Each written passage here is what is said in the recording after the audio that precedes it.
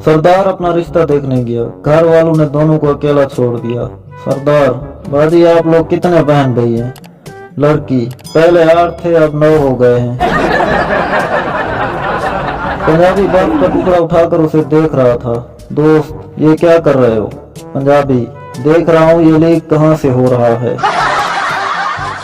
लड़का, भाई आप इस बकरे को कान से पकड़कर कहाँ ले जा रहे हो? कसाई, ज़िबा करने के लिए ले जा रहा हूँ।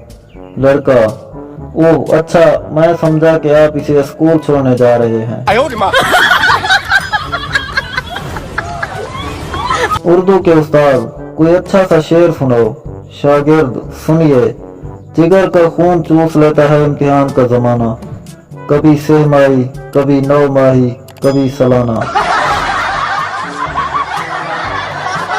एक आदमी किसी गांव में आया और गांव वालों से कहा कि खाना ले आओ वरना वो सलूक तुम्हारे साथ भी करूंगा जो पहले वाले गांव के लोगों से किया।